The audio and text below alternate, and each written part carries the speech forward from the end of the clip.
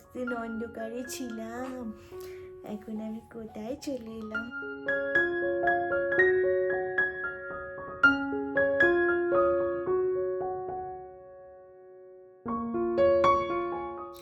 Hello everyone, আমি দেবলীনা সুদূর England থেকে আমি নতুন একটি ব্লগে আপনাদের অনেক অনেক স্বাগত জানাই। আশা করি সবাই খুব খুব ভালো আছেন এবং সুস্থ আছেন। আমার গলাটা শুনে বুঝতেই পারছেন আমি খুব একটা ভালো নেই, আর আমি বেশ কয়েকদিন খুবই অসুস্থ ছিলাম, তো সেই জন্য ব্লগ এডিটও করা হয়নি আর ব্লগ দেওয়াও হয়নি। বেশ কয়েকদিন পরে আমার নেক্সট ব্লগটা আর কি যাবে। তো ও যখন একদম নিউবর্ন বেবি ছিল আমি বেশ অনেকগুলো ব্লগ না শ্যুট করে রেখেছিলাম, কিন্তু আমি এত ব্যস্ত হয়ে পড়েছিলাম বাচ্চা নিয়ে যে সেগুলোকে না এডিট করে আর দেওয়া হয়নি। তো ছোটো ছোটো ক্লিপিংসগুলো সমস্ত কিছু আমার তোলা ছিল, কিন্তু সময়ের অভাবে সেগুলো একটাও এডিট করা হয়নি আর দেওয়া হয়নি। তো আমি ভাবছি যে সেগুলোকে একটু জুড়ে টুড়ে একটা ব্লগ দেওয়ার চেষ্টা করব, কারণ ও যখন একদম নিউবর্ন ছিল তো সেই সময়কার স্মৃতিগুলোকে আমি আমার ইউটিউব চ্যানেলে ধরে রাখতে চাই। আমার বাচ্চারও শরীর খারাপ, ও কাশছে। তো যাই হোক, সেই ব্লগগুলোই আমি এখন দেওয়ার চেষ্টা করবো। এই ব্লগটার মধ্যেও আমি চেষ্টা করব সেই কিছু কিছু ক্লিপিংস দিতে। তো চলুন আজকের ব্লগটা তাহলে শুরু করি, আর আশা করি আপনাদের ব্লগটা দেখতে ভালো লাগবে। এই ভিডিওটা যখন শ্যুট করেছিলাম তখন আমার বাচ্চার ওই 2 মাস মতো বয়স। তখন ও রাত্রিবেলা একদমই ঘুমোতে চাইতো না, মানে প্রায় সারা রাত জেগে থাকতো। ওই 4টে সাড়ে 4টের দিকে একটু ঘুমোতো, তারপর আবার সকালবেলা 7টার সময় উঠে পড়তো। তো এখন ওই সকালবেলাটাই আমি ও ঘুম থেকে ওঠার পরে একটু কাডল করছিলাম। সকালবেলা ঘুম থেকে উঠে আমাদের একটুখানি কান্না কান্না পায়, কারণ আমরা সকালবেলা ঘুম থেকে উঠে ভাবি কোথায় চলে এলাম গো, এতদিন অন্ধকারে ছিলাম, এখন আমি কোথায় চলে। তাই জন্য আমরা একটু একটু কাঁদি, তাই না মামা? তারপরে একটু পরে আমাদের সব ঠিক হয়ে যায়। ঘুম থেকে উঠে প্রত্যেক দিন আমাদের একটু একটু কান্না কান্না পায়।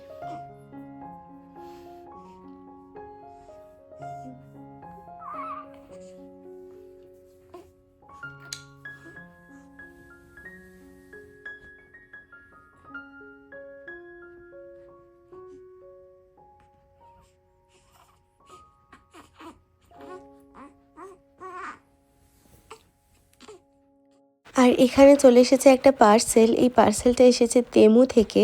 তো তেমুতে আমি কিছু কিছু জিনিস অর্ডার দিয়েছিলাম, তো সেটারই আজকে ডেলিভারি হয়েছে। আর এই জিনিসগুলো স্পেশালি বাচ্চারই জিনিস, তো বাচ্চার জন্যই আমি সমস্ত কিছু অর্ডার করেছিলাম।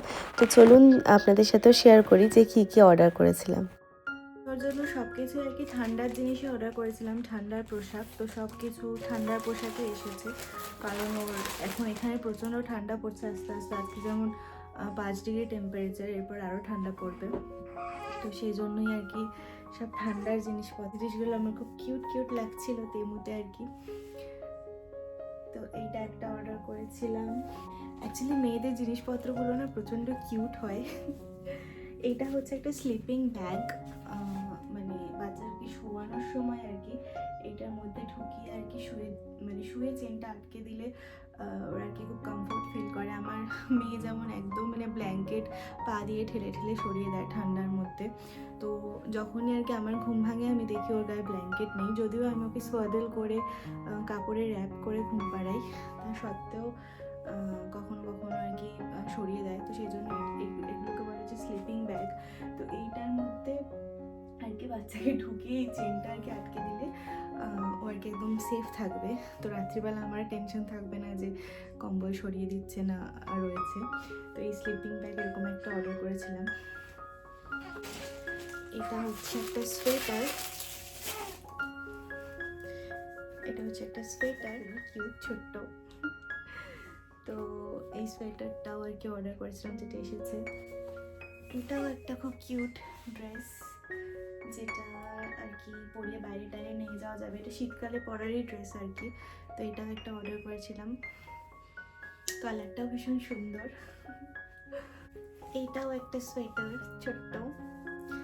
তেমুতে কিন্তু বেশ ভালো ভালো জিনিস পাওয়া যায়, মানে সব কিছু ভালো পাওয়া যায় না, কিছু কিছু জিনিস তেমুর খুব ভালো হয়, আবার কিছু কিছু জিনিস হয় যেগুলো একদমই বাজে। কিন্তু এই জামা কাপড়গুলো আমি যতবারই তেমু থেকে নিয়েছি ভালোই পেয়েছি। তো এরকম একটা ছোট্ট সোয়েটার অর্ডার করেছিলাম। এটা হচ্ছে টাওয়েলটাও খুব কিউট দেখতে। এইখানে হচ্ছে মাথাটা ঢুকিয়ে দিতে হয় মাথাটা মোছানোর জন্য। আর এগুলো হচ্ছে, এটা হচ্ছে পুরো টাওয়েলটা খুবই কিউট, খুব ভালো লেগেছিলো। আরও একটা টাওয়েল অর্ডার করতে, সেম মাথাটার মধ্যে ঢুকিয়ে দিতে হয়, তারপরে এটা দিয়ে গা মোছানোর জন্য, খুব কিউট দেখতে। এই জামাটাও শীতকালে পরানোর জন্যই একটা ড্রেস, ওই একটা অর্ডার করেছিলাম সবুজ রঙের, আর একটা হচ্ছে এই কালারটা, একই জিনিস, যেটা এমনি নর্মাল ড্রেস আর কি, শীতের জন্য নয়, বাট এটা নর্মাল একটা জামা অর্ডার করেছিলাম। তো এই জামাটাও খুব কিউট দেখতে, খুব কিউট দেখতে। এগুলোকে কি বলে, জাম্পস্যুট বলে। আর এগুলো নিচের দিকটাতে না বাটন সিস্টেম থাকে, যেমন হাগিস টাগিস চেঞ্জ করার জন্য এগুলো খুব ভালো, যেহেতু নিচের আর কি বাটন সিস্টেম থাকে। বাটনটা জাস্ট এরকম ওপেন করে দিলেই মানে নিচের দিকটাতে হাগিস চেঞ্জ করানোর জন্য ভীষণ ভালো আর কি। তো খুব কিউট এই জামাটা। আর ওর একটা লাল টুপি ছিল না, তো সেই জন্য এই টুপিটা অর্ডার করেছিলাম। এই টুপিটাও ভীষণ কিউট দেখতে, উফ। আরও একটা জাম্পস্যুট অর্ডার করেছিলাম, এটা হচ্ছে সেই জাম্পস্যুটটা। তো এগুলোর সাইজ হচ্ছে 0 to 3 months। আরেকটা যেটা ভীষণ একটা ইম্পর্টেন্ট জিনিস, সেটা হলো বাচ্চাদের এই টাং ক্লিনারটা। এইটা হচ্ছে ভেতরে এইরকম আর কি, ওই যেরকম ব্যান্ড কি বলো ওটাকে, ইয়ারবাড হয়, তো সেই ইয়ারবাডের মতোই আর কি এইটা, মানে বাচ্চাদের টাং ক্লিন করার জন্য।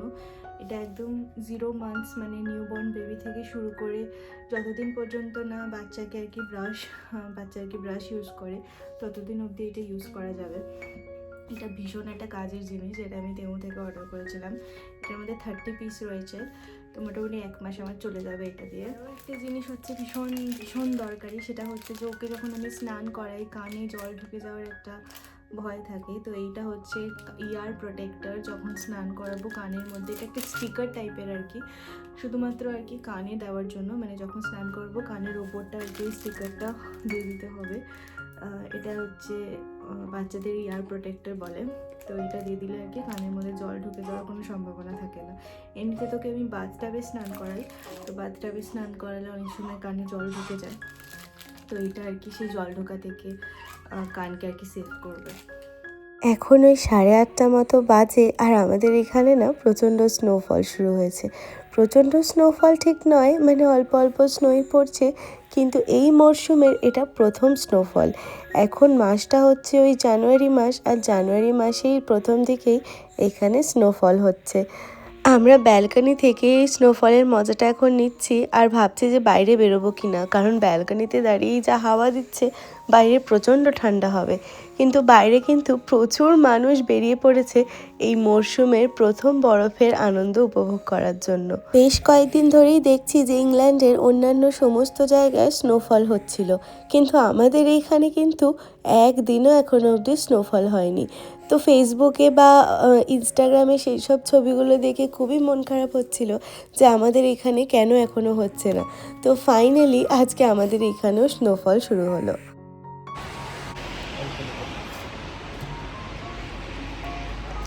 আজকে আমাদের এই বছরের এই মরশুমের প্রথম স্নোফল। এতদিন অন্যান্য জায়গায় হয়েছে, বাট আমরা যে জায়গায় থাকি সে জায়গায় আজ অবধি হয়নি, মানে এখনো অবধি এই বছরে। তো আজকে এই ফার্স্ট হচ্ছে, খুবই মজা হচ্ছে, আনন্দ হচ্ছে। চারি পুরো স্নোতে ঢেকে গেছে, এত সুন্দর লাগছে।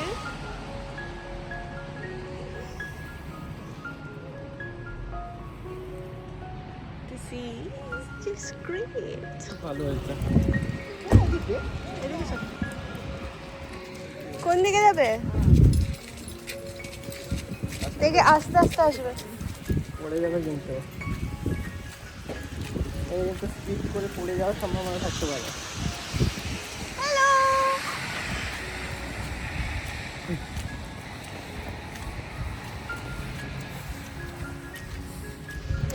আমরা এখন বেরিয়েছি স্নোফলের মধ্যে, এখনো স্নোফল হচ্ছে।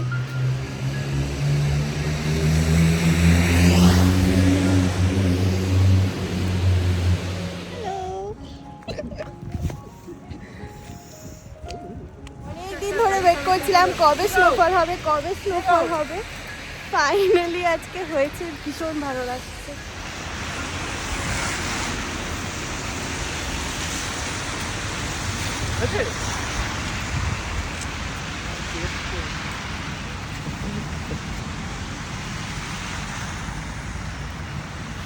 কেমন লাগছে? বছরের প্রথম স্নো আমরা এনজয় করতে পারছি। কিন্তু আমাদের বাচ্চাটা পারছে না, আনফর্চুনেটলি এতটাই ছোট, ওকে বার করতে ভয় লাগছে আর কি, যদি ঠান্ডা লেগে যায়। কিন্তু অনেকেই দেখছি বাচ্চা নিয়ে বেরিয়েছে, কিন্তু তাও আমরা একটু রেস্ট্রিক্টেড করে রাখছি আর কি, ঠান্ডা লেগে যাবে এতটা স্নো হচ্ছে। ভীষণ ভালো লাগছে, বছরের মরশুমের প্রথম ইউরোপের প্রত্যেকটা দেশেই স্নোফল তারা অলরেডি এনজয় করে ফেলেছে, হ্যাঁ, আমরা কিন্তু এখনো করিনি। লন্ডনে এই প্রথমবার আজকে স্নোফল হচ্ছে। খুব ভালো লাগছে।